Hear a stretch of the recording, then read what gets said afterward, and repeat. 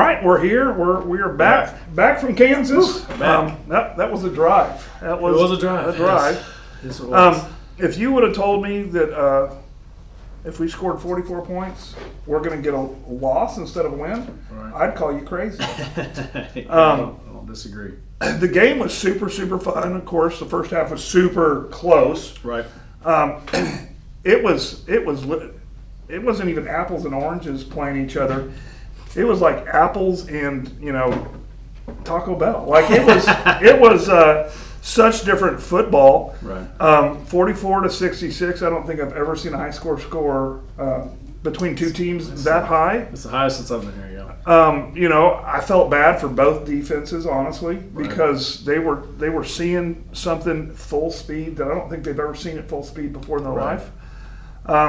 So let's go ahead and first of all talk about your impressions of the game and the environment and how good was this for our kids? Yeah, I mean, it's like you said. I think it was good. It's nice to have a road trip like that. First time we get to play a team from Kansas. And Choctaw history and all those kind of things, and get to play a defending state champion. And not only defending state champion, they were runner up the year before. So they've been in big games. That's the number one team in the state of Kansas, and obviously they proved it last week. The Gardner community, I thought, was fantastic, from their coaches to their kids, to their community, to their administration, fans. I made a comment, those are the politest fans I've ever been around in my life. I mean, kids were cheering for us, high-fiving our kids. Just wonderful, wonderful community. Hospitality was first class. And great facilities, great program, everything that you would expect from the number one team. So my hat's off to Gardner, an all-star team. Obviously, finding a way to come out victorious. Very hard-fought game by both teams. In the end, we didn't make enough stops that we needed to be able to have a chance to win. But again, you get yourself a chance to go take on a national powerhouse like that. Was exciting. Yeah, and for us old school coaches that actually coach the wing tee, and I know it's a flex bone. Yep. The wing tee and are used to cutting the things like. It kind of was a flash to the past, and they're like, yeah, that guy hooked so well. That they're I don't even know what they call them in flexbone. Their R back was hook blocking like nobody's business. Yeah, I thought they played executed extremely well, and like all offenses are really good with the right personnel and right coaching. Yeah, and I give my hats off to them. I think it's a it's a cool offense, and it works, suits their kids and suits them, and was really effective. And it's also, it's difficult when you don't see that very often. Like that makes it tough. Obviously, I've been at Choctaw now 8 years. That's our first time, scheming the flex bone. So obviously saw some things we did right, saw some things we need to improve upon. Going into another one in a couple weeks from now. With Piedmont, we run a similar offense. And you kind of get a chance to see that. But yeah, it's very, very tough to replicate in practice, and very tough to practice against, prepare against. Of course, I've been scouting Piedmont already because I'm just preparing to see what I want to see. Really excited about this football season because I see a lot of good things. Right. And we kind of start out with the defense because I think both defenses kind of showed what they haven't seen that very much, and so anytime you got speed like that. Or speed like we got, you make a mistake, it's to the house. Right. And so that's a good, I guess, lesson learned. But on the offensive side, and we talked about it briefly, but like every single offensive player was doing their best and getting some action and doing some good blocks, doing some good things, and like I felt like the offense was, nothing's perfect at week 2? Sure. We just finished? Mm-hmm. But I felt like a lot of offensive players, especially pitched in, and when they'd shut one person down, two other people would step up, and I thought that was good. And I thought that was very good. So let's talk about some of the offensive players that you felt like did some stuff. Yeah, I mean, one that goes kind of sometimes a faceless, person that does a great job, and this unit is the offensive line. They don't get enough credit for sure. And, a senior that really stepped up in the game, we thought just had a tremendous game, was Colin Gribnow. Offensive guard, just, absolutely, just dominated up front, did a fantastic job.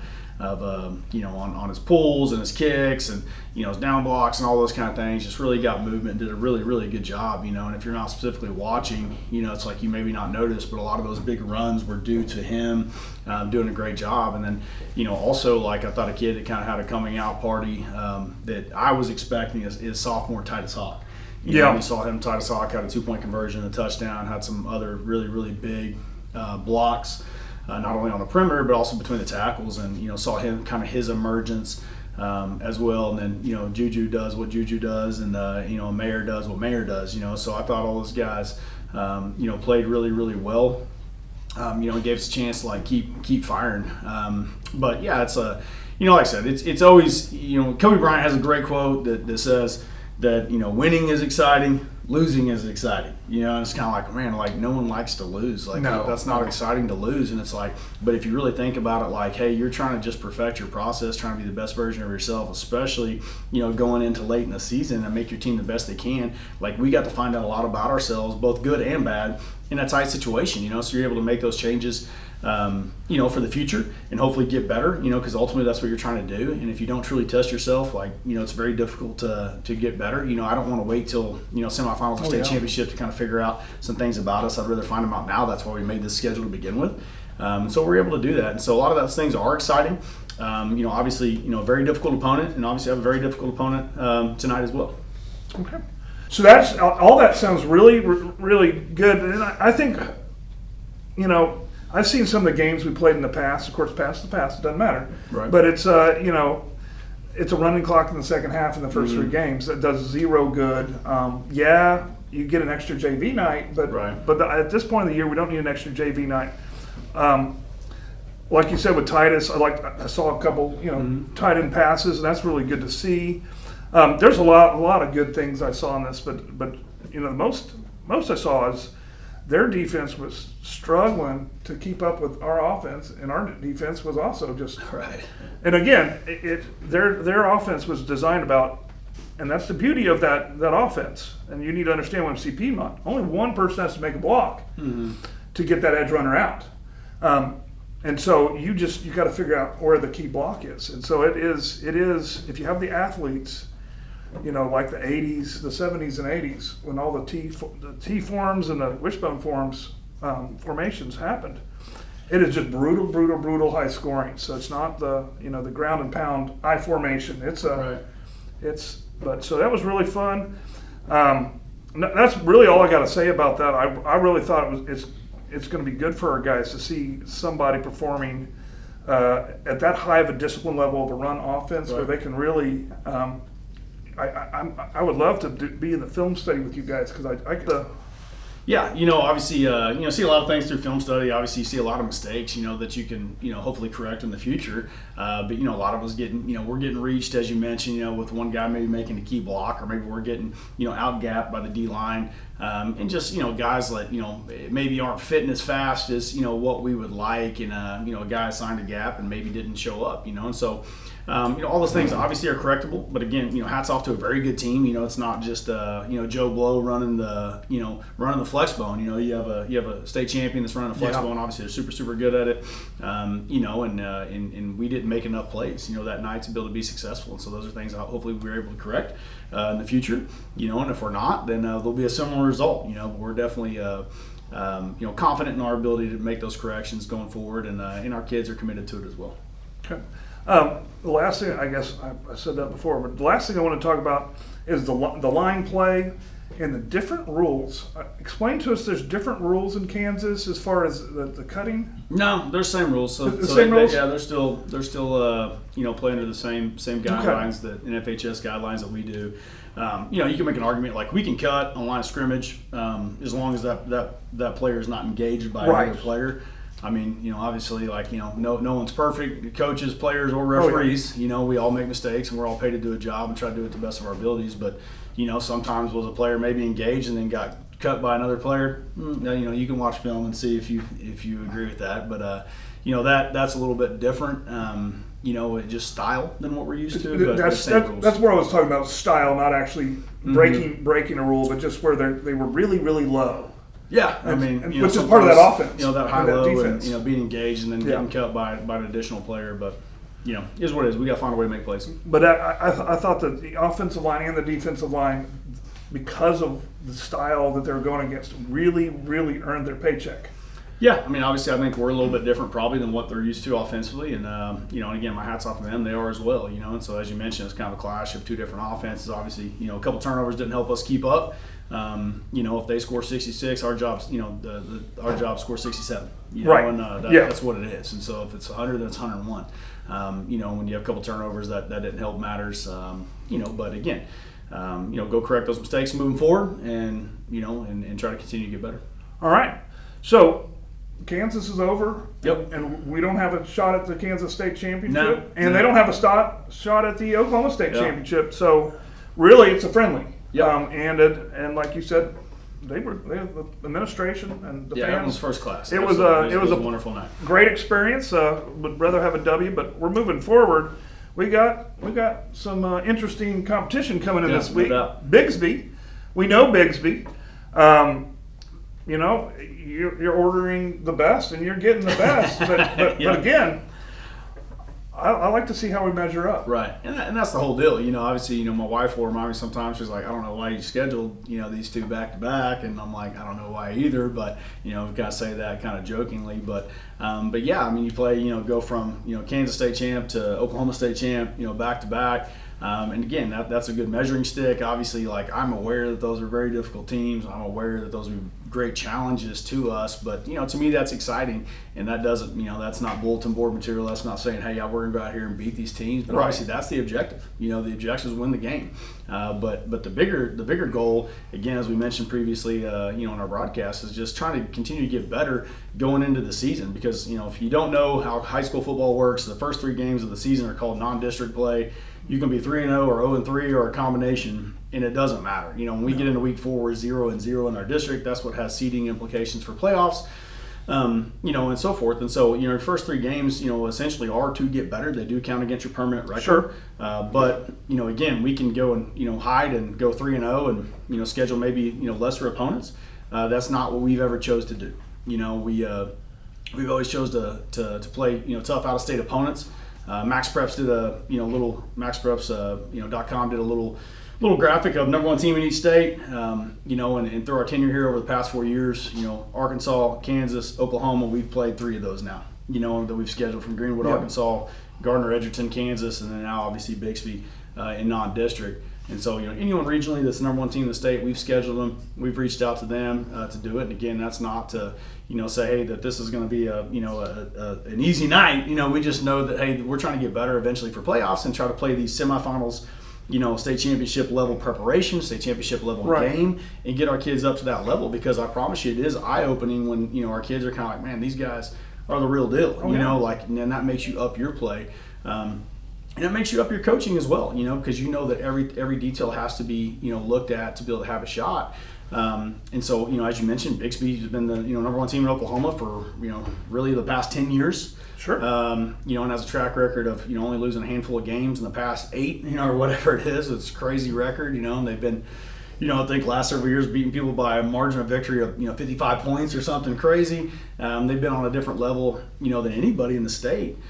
Period. And so, obviously we know that that's a huge challenge for us, but, one that we're excited about. And so, like you mentioned, see how we measure up and see how we can do going into, district play, and also being mature about our competition and understanding that the goal is to win the game. The goal is to go, Sure. Get a victory, but the end goal is to get better and try to get your best as fast as you can. And to do that, in my opinion, you have to play quality opponents. Well, to make your point, to me, it's about if you play, a lesser opponent, let's just call a lesser opponent, you're not getting the reps, you're not seeing the looks, you're not getting your techniques better. Well, there's a lot of things you can hide.